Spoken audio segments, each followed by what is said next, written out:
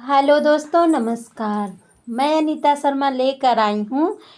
पितृ पक्ष क्यों मनाया जाता है। पितरों के नाराज होने पर जीवन में घटने लगती हैं ये 5 बड़ी घटनाएं। पितृदोष से मुक्ति के लिए पितृ पक्ष में जरूर करें ये 6 विशेष उपाय। पितृदोष के संकेत और पितृदोष से मुक्ति के उपाय। इस साल 2024 में पितृपक्ष 18 सितंबर से शुरू हो रहे हैं। 18 सितंबर से 2 अक्टूबर तक पितृपक्ष हैं। ऐसे में अगर आप पर पितृदोष है तो आप कुछ विशेष उपाय जरूर करें। पितृदोष का अर्थ यह होता है कि अगर पितर आपसे नाराज होते हैं तो नाराज पितरों का श्राप लगता है, इसे पितृदोष कहते हैं। पितृदोष होने से कोई भी काम नहीं बनता, साथ ही तरक्की भी बाधित होती है। ऐसे में पितृदोष से मुक्ति पाने के लिए कुछ उपाय जरूर करने चाहिए। भगवान के समान ही पितरों का स्थान भी माना जाता है।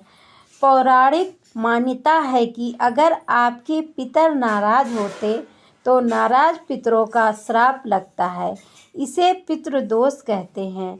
पितृदोष होने से कोई भी काम नहीं बनता, साथ ही तरक्की भी बाधित होती है।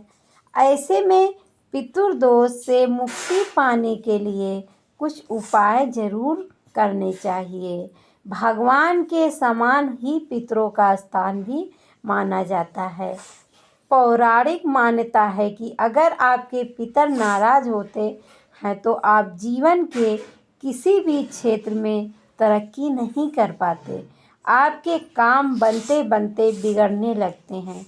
इस साल पितृपक्ष का आरंभ 17 सितंबर से होने जा रहा है, लेकिन 18 सितंबर से पिंडदान, ब्राह्मण भोजन, तर्पण दान जैसे कार्य किए जाएंगे, क्योंकि हिंदू पंचांग के अनुसार 17 सितंबर को ऋषि मुनियों के नाम से तर्पण किया जाएगा। ऐसे में पितृपक्ष का आरंभ 18 सितंबर और समापन 2 अक्टूबर को होगा। आप अगर पितृदोष से पीड़ित हैं तो आप कुछ संकेतों से इस बात को जान सकते हैं और कुछ विशेष उपायों से उन्हें मना भी सकते हैं। आइए जानते हैं पितरों के नाराज होने के कुछ संकेत और पितृदोष मुक्ति के विशेष उपाय। पितरों के नाराज होने पर जीवन में घटने लगती है ये 5 बड़ी घटनाएं। पितृदोष से मुक्ति के लिए पितृपक्ष में जरूर करें ये 6 विशेष उपाय। वंश आगे बढ़ाने में आती है बाधाएं। पौराणिक मान्यता के अनुसार अगर किसी व्यक्ति पर पितृदोष लगा होता है तो बहुत चाहने और कोशिशों के बाद भी उसका वंश आगे नहीं बढ़ पाता है। इसका अर्थ यह है कि संतान उत्पत्ति में बहुत ही बाधाओं का सामना करना पड़ता है। घर में पीपल का पौधा उग आना। घर में पीपल के पौधों का उगना भी पितृदोष की एक निशानी है।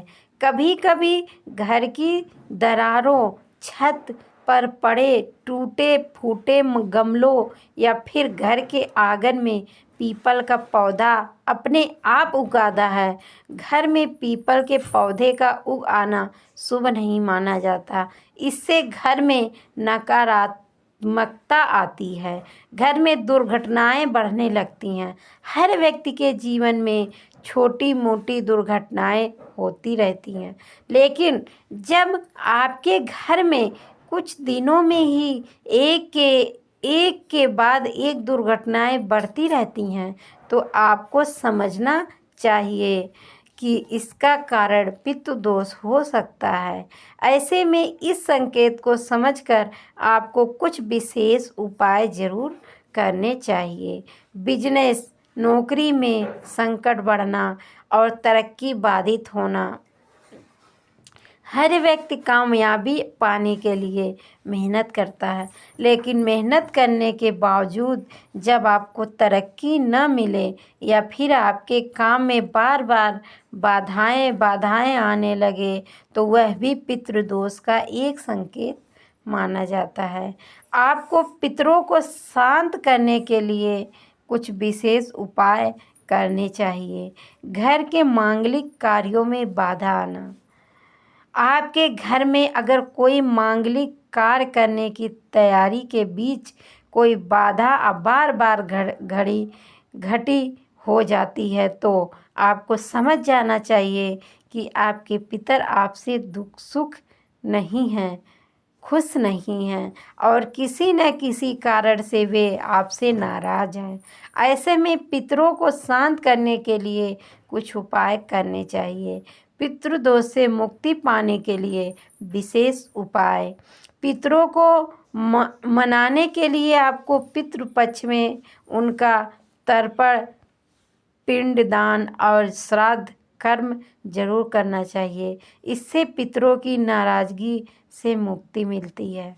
पितरों की शांति के लिए उनके नाम का भोजन जल जरूर निकालें।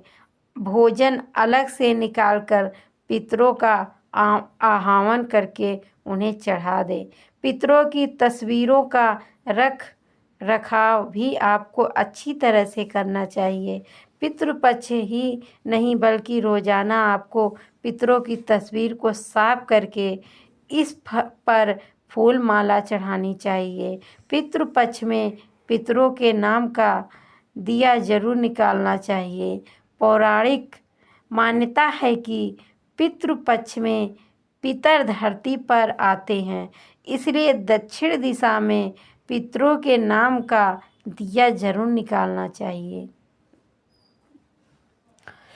पूजा, हवन या मांगलिक कार्यों में भगवान के साथ पितरों की पूजा भी जरूर करनी चाहिए। इससे पितृपक्ष दोष शांत होता है।